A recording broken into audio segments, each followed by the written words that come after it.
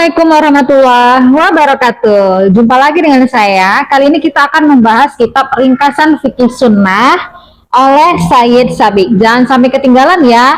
Yuk kita belajar agama dulu. Hai guys, Assalamualaikum. Tema kali ini kita akan membahas tentang ini ya, tahorah atau bersuci ya. Air itu macam-macam guys ya. Yang pertama itu ada air mutlak. Nah, ini bisa digunakan untuk bersuci, untuk berwudu. Air mutlak adalah air yang suci sekaligus mensucikan. Air yang termasuk dalam jenis ini adalah sebagai berikut. A. Air hujan, air es, dan air embun. Hal ini berdasarkan pada firman Allah, surah Al-Anfal ayat 11, yang artinya, dan Allah menurunkan kepadamu hujan dari langit untuk mensucikan kamu dengan hujan itu. Selain itu, hadis Abu Hurairah menjelaskan sesudah takbiratul ihram, Rasulullah diam sesaat sebelum membaca surah Al-Fatihah. Saya lantas menanyainya, wahai Rasulullah, apa yang Anda baca ketika Anda diam di antara takbiratul ihram dan membaca surah Al-Fatihah? Beliau menjawab, saya membaca ini ya guys, yang artinya, ya Allah, jauhkanlah aku dari kesalahan-kesalahanku, sebagaimana Engkau telah menjauhkan barat dan timur. Ya Allah, bersihkanlah aku dari kesalahan-kesalahanku sebagaimana pakaian putih yang dibersihkan dari kotoran. Ya Allah, sucikanlah aku dari kesalahan-kesalahanku dengan air, es, dan embun. Hadis riwayat jamaah selain Tirmizi. Lanjut, kemudian ada air laut. Nah, di sini air laut juga bisa digunakan untuk bersuci. Pada suatu hari ada seorang sahabat yang bertanya kepada Rasulullah, ya kan? Ya Rasulullah, kami mengarungi lautan dan cuma membawa sedikit air. Kalau kami memakainya untuk wudhu, kami akan kehausan. Apa kami boleh berwudhu dengan air laut? Beliau, Rasulullah menjawab, air laut itu suci dan bangkainya juga halal. Tirmizi mengatakan hadis ini hasan sahih. Saya telah menanyai Muhammad bin Ismail Bukhari tentangnya, dan beliau menjawab hadis sahih. C. Ada air sumur Zam-Zam. Hal ini didasarkan pada hadis yang diriwayatkan dari Ali radhiyallahu anhu. Rasulullah Shallallahu alaihi wasallam meminta satu timba besar air sumur Zam-Zam. Kemudian beliau meminum sebagiannya dan sebagian lagi untuk wudhu. Hadis riwayat Ahmad. Hadis ini tidak diriwayatkan Imam Ahmad tapi oleh putranya Abdullah dalam Az-Zawaid. Hadis ini disahihkan oleh Syekh Ahmad Syakir dan dihasankan lagi oleh Syekh Albani dalam Irwa Al-Galil nomor 13. Selanjutnya air yang berubah karena mengendap terlalu lama atau karena tempatnya atau karena bercampur dengan sesuatu yang biasanya tak bisa dipisahkan darinya seperti lumut dan dedaunan pohon. Menurut kesepakatan ulama, nama air tetap bisa disematkan padanya. Jadi ini masih bisa digunakan untuk bersuci ya guys. Air hujan, air es, air embun, air laut, air sumur Zam-Zam, dan air yang agak berubah karena sudah mengendap terlalu lama. Ini masih bisa digunakan untuk bersuci. Tapi yang lebih tepatnya yang 3 di atas pertama tadi ya guys. Hujan, air es, dan air embun. Nah, yang kedua itu ada air mustakmal. Air mustakmal itu apa? Yaitu air yang berasal dari salah satu anggota tubuh orang yang berwudu atau orang yang lagi mandi besar. Hukum air ini sama persis dengan hukum air mutlak. Karena sebenarnya ini adalah air yang suci sekaligus mensucikan. Selain itu, tak ada satupun dalil yang mengeluarkannya dari kesuciannya. Ketika tengah menceritakan cara Nabi berwudu, Rabi binti Mu'awwas juga telah mengatakan, kemudian beliau mengusap kepalanya dengan sisa air wudu yang ada di kedua tangannya. Hadis riwayat Ahmad. Dan dalam reaksi Abu Daud, Rasulullah membasuh kepalanya dengan sisa air yang ada di tangannya. Gitu guys. Yang ketiga, air yang bercampur dengan sesuatu yang suci. Air yang bercampur dengan sesuatu yang suci seperti sabun, za'faran, tepung, dan campuran-campuran lain yang biasanya tak terpisah darinya. Air ini adalah air yang suci sekaligus mensucikan selama ia masih tetap ada dalam kemutlakannya. Namun jika ia telah keluar dari kemutlakannya, sehingga tak bisa disebut lagi sebagai air mutlak. Ia suci tapi tidak bisa mensucikan. Ummu Atiyah radhiyallahu anha menuturkan, Rasulullah datang ke tempat kami ketika putrinya wafat. Beliau lantas bersabda, mandikan ia dengan air dan 3 Dan 3, 5 atau lebih banyak lagi daun bidara. Bila memang kalian pandang perlu. Kemudian tambahkanlah kapur barus atau sedikit kapur barus ke siraman yang terakhir. Setelah kalian selesai melakukannya, beritahu aku.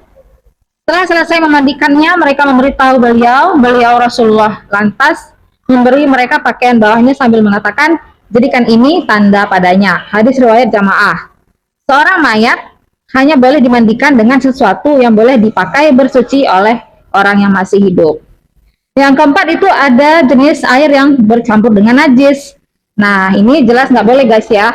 Air yang bercampur dengan najis memiliki dua kemungkinan. Pertama, najis mengubah rasa, warna, dan baunya. Air yang kondisinya seperti ini tak boleh dipakai bersuci berdasarkan kesepakatan ulama, seperti yang dinukil Ibnul Munzir dan Ibnul Mulkin. Kedua, air tetap dalam kemutlakannya, artinya salah satu sifatnya tidak mengalami perubahan. Air seperti ini suci sekaligus mensucikan, baik sedikit maupun banyak. Dalilnya adalah hadis yang diriwayatkan oleh Abu Hurairah radhiyallahu anhu, seorang pria Badui berdiri dan buang air kecil di dalam masjid. Para sahabat merengsek ke arahnya untuk mencegahnya. Namun Nabi Muhammad SAW bersabda, biarkan dia dan siramlah air kencingnya dengan setimba air. Karena kalian diutus untuk memudahkan, bukan mempersulit.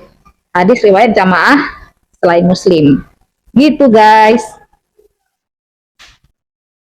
Nah, di buku ini juga dibahas tentang jenis air lainnya guys ya. Yaitu bagian yang lain yaitu sisa minuman. Nah, sisa minuman yang ada di wadah minuman terbagi menjadi banyak jenis, yaitu pertama, sisa minuman manusia. Ya. Sisa minuman manusia ini suci, baik dari orang Islam maupun kafir ya, bukan Islam, atau orang yang sedang junub maupun wanita yang tengah haid. Air itu tergolong suci. Sedangkan yang dimaksud dengan kata najis dalam firman Allah surah At-Taubah ayat 28, sesungguhnya orang-orang musyrik itu najis. Adalah najis maknawi karena itikat mereka yang batil dan ketidakhati-hatian mereka terhadap najis. Bukan karena diri atau tubuh mereka yang najis. Aisyah radhiyallahu anha menuturkan, saya minum ketika sedang haid. Lalu saya berikan kepada Nabi dan beliau meletakkan mulutnya di bekas tempat mulutku. Hadis riwayat Muslim. Bagian selanjutnya ada sisa minuman binatang yang dagingnya halal dimakan, ya, seperti daging sapi dan semacamnya. Sisa minuman binatang yang dagingnya halal dimakan adalah suci. Sebab air liurnya berasal dari daging yang suci sebab air liurnya berasal dari daging yang suci sehingga hukumnya juga suci. Yang ketiga, sisa minuman kucing. Sisa minuman kucing adalah suci. Hal ini didasarkan pada hadis yang diriwayatkan dari Hafsah binti Ka'ab, istri Abu Qatadah radhiyallahu anhu. Dia berkata, suatu hari Abu Qatadah menemuiku, aku lantas menuangkan air wudhu untuknya. Tiba-tiba seekor kucing meminumnya. Ternyata ia justru mendekatkannya kepada kucing tersebut supaya ia bisa minum hingga puas. Abu Qatadah pun melihatku, memperhatikannya dan menanyaiku, kamu heran istriku? Saya menjawab, ya. Maka dia berkata, Rasulullah SAW telah bersabda, dia tidak najis, dia adalah binatang yang gemar bermain-main di sekelilingmu. Hadis riwayat Hamzah dan disahihkan oleh Bukhari dan para perawi lainnya. Yang keempat, sisa minuman anjing dan babi. Sisa minuman anjing dan babi adalah najis dan wajib dijauhi. Dalil kenajisan sisa anjing adalah hadis yang diriwayatkan Bukhari dan Muslim dari Abu Hurairah radhiyallahu anhu. Nabi bersabda, yang artinya, bila seekor anjing minum di wadah salah seorang dari kamu, maka ia harus mencucinya 7 kali. Sedangkan kenajisan sisa babi adalah disebabkan kejorokan dan kekotorannya.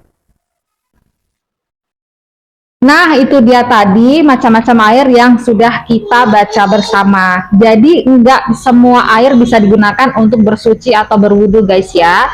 Ada air mutlak, ada air yang diragukan bahkan haram. Air yang benar-benar bisa digunakan untuk berwudu pun ya, tidak semua dan hanya tertentu saja seperti air hujan, air es, air embun, air laut, kemudian ada air sumur Zam-Zam. Ya, paling itu aja guys ya. Semoga kita punya banyak rezeki dan selalu bisa menggunakan fasilitas air terbaik untuk berwudu dan bersuci. Sampai jumpa di pertemuan berikutnya.